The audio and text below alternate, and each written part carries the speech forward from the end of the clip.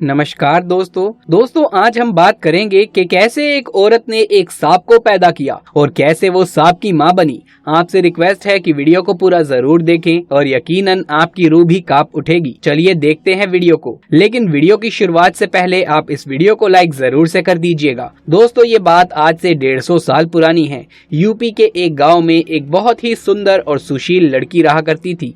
वो बहुत ही ज्यादा खूबसूरत थी। एक बार वो लड़की कहीं पर जा रही थी तो एक लड़के ने उसे जाते हुए देख लिया और वो उस पर मोहित हो गया। वो किसी भी तरह से उस लड़की से बात करना चाहता था, उसको पाना चाहता था, यानी कि उससे शादी करना चाहता था, मगर ऐसा हो ना सका क्योंकि वो लड़का दूसरी जाति का था और उस लड़की की शादी अपने ही समाज में एक अच्छे घराने में हो गई और वो उसके साथ बहुत खुश थी। इधर वो दूसरी जाति का लड़का उस लड़की के प्यार में पागल हो रहा था, उसे दिलो जान से चाहने लगा था। लेकिन वो शादी करके किसी और के पास चली गई और वो कहने लगा कि वो लड़की बेशक किसी और के पास शादी करके चली गई है, मगर मैं उसे कभी भी सुकून के साथ रहने नहीं दूंगा, उसका सुख चैन मैं छीन लूंगा। उसके बाद वो लड़का एक काला जादू करने वाले बाबा के पास गया और उसने उस लड़की और उसके पति के ऊपर काला जादू करवा दिया। उस लड़की का पति बहुत अच्छा इंसान था और वो उस काले जादू के असर में आ गया, इसीलिए अब वो उदास उदास सा रहने लगा और इसी वजह से शादी के शुरुआत के 5 सालों तक तो उनको कोई भी बच्चा नहीं हुआ।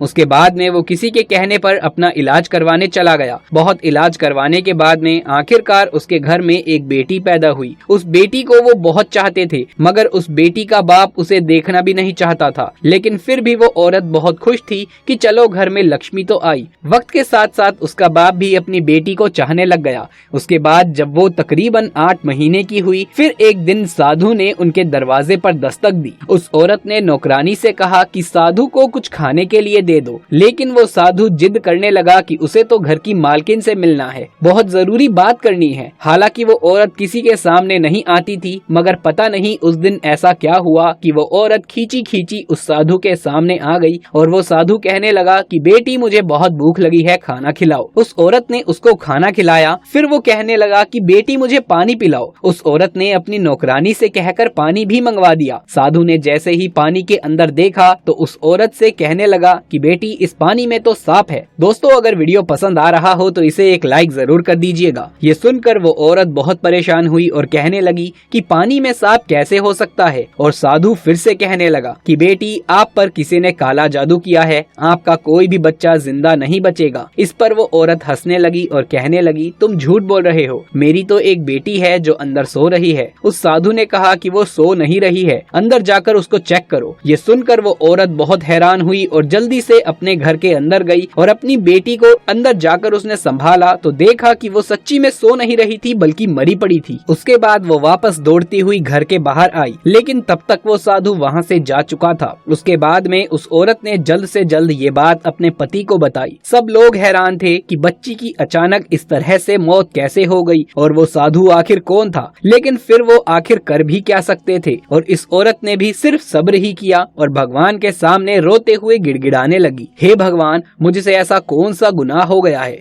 जो मुझसे मेरी खुशियां ही रूठ गई है। खैर दोस्तों इस बच्ची की मौत के 1 साल बाद फिर से उस औरत को एक बेटी पैदा हुई जो पहले वाली बेटी से भी ज्यादा खूबसूरत थी। वो औरत अपनी इस बेटी को किसी के सामने भी नहीं लाती थी ताकि उसको किसी की नजर ना लग जाए, क्योंकि वो पहले ही अपनी एक बेटी खो चुकी थी, इसीलिए वो अपनी इस दूसरी बेटी को खोना नहीं चाहती थी। लेकिन फिर जब उसकी बेटी 2 साल की हुई तो एक साधु बाबा उस औरत के दरवाजे पर आया और आवाज लगाने लगा। जैसे ही उस औरत की नौकरानी उस साधु को खाना देने गई तो उसने उसे पहचान लिया। वो भागते हुए अपनी मालकिन के पास जाकर बताती है कि ये तो वही साधु है। उस औरत को शक हो गया कि कहीं ये साधु मेरी दूसरी बेटी को लेने तो नहीं आया है, इसीलिए भागते हुए पहले अपनी बेटी के पास गई और उसने देखा कि उसकी वो बेटी आराम से सो रही है। उसने भगवान का शुक्र अदा किया और फिर अपनी नौकरानी से कहा कि उसे कुछ खाने के लिए देकर यहाँ से विदा कर दो। और वो साधु घर से जाते हुए कहने लगा कि इस घर की मालकिन पर बहुत ही बुरा जादू किया गया है, इस घर की कोई भी औलाद जिंदा नहीं बचेगी। उसने कहा कि अपना इलाज करवाइए और इस तरह से कहकर वो साधु वहाँ से चला गया। वो साधु की बातें सुनकर औरत रोने लगी। ये देखकर उसकी नौकरानी अपने मालिक के पास यानी कि उस औरत के पति के पास गई और उसको बुलाकर लाई। उसका पति एक घोड़े पर बैठकर अपने घर पर पहुंचा। जैसे ही वो घोड़ा घर में आया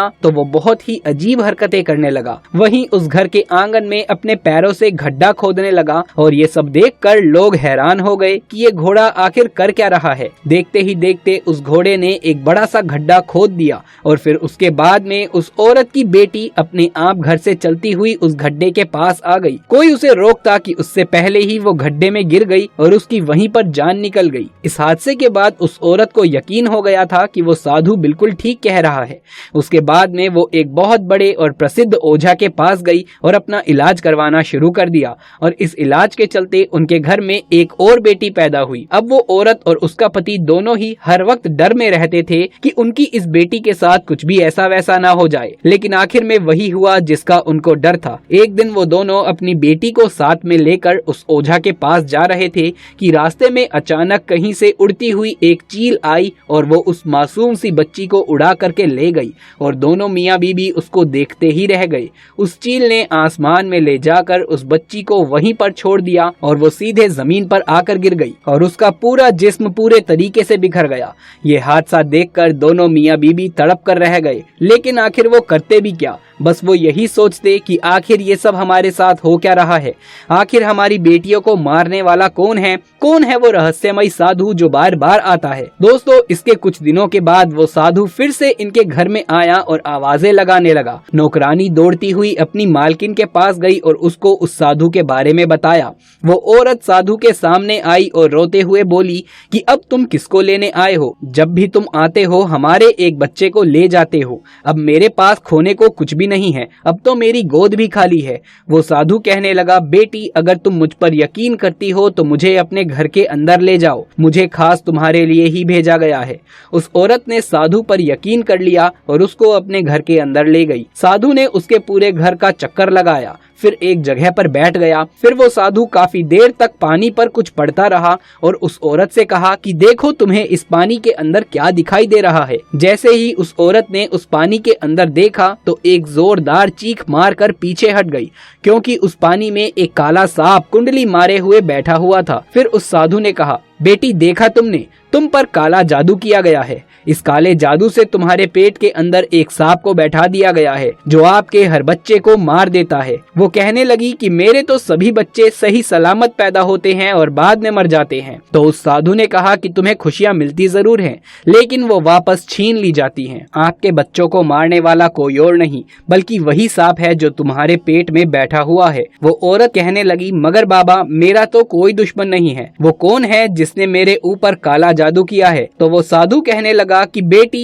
एक लड़का तुम्हारा दीवाना हो गया था, मगर तुमने उससे शादी नहीं करी और जब किसी दूसरे के साथ तुम्हारी शादी हो गई तो तुम्हारा सुख चैन छीनने के लिए तुम्हारे ऊपर उसने काला जादू करवा दिया। अब अगर तुम चाहती हो कि तुम्हारे ऊपर से काला जादू खत्म हो जाए और तुम्हें बच्चे का सुख मिल जाए तो तुम्हें एक मुश्किल घड़ी से गुजरना होगा। वो औरत हिम्मत वाली थी, उसने हिम्मत करके कहा कि मैं इसके लिए हर मुश्किल घड़ी से गुजरने के लिए तैयार हूँ, आप बस मुझे बताइए कि मुझे क्या करना होगा। वो साधु कहने लगा कि तुम्हें अपने बच्चे को जिंदा रखने के लिए उस सांप को पहले पैदा करना होगा, यानी उस सांप को पहले अपने पेट से बाहर निकालना होगा और तभी तुम्हारे आने वाले बच्चे की जिंदगी महफूज हो सकेगी। और औरत अपनी औलाद को बचाने के लिए एक मुश्किल काम को करने के लिए भी राजी हो गई। उसके बाद में साधु ने उसको कुछ मंत्र और उपाय भी बताए जिन्हें उसे रात में करना था। साधु ने उस औरत को ये भी बताया कि वो सांप तुम्हारे पेट में मौजूद जरूर है मगर वो अंदर बढ़ नहीं रहा है। अगर तुम उससे प्यार जताओगी, यानी कि अगर तुम उससे कहोगी कि ये मेरा बच्चा है, मुझे इसको पैदा करना है, तो फिर वो तुम्हारी हर बात सुनने लगेगा और फिर तुम उसे किसी भी तरीके से बाहर निकाल पाओगी। उसके बाद ऐसा हुआ कि वो औरत अपने पेट पर हाथ फेरते हुए बोलती है कि मेरे पेट के अंदर जो भी है मेरा ही बच्चा है और मैं उसकी माँ हूँ। उस सांप ने उसकी ये बात सुन ली, फिर वो उसके पेट के अंदर से बढ़ना शुरू हो गया और फिर उस औरत ने अपनी बूढ़ी दाई माँ से ये बात कर ली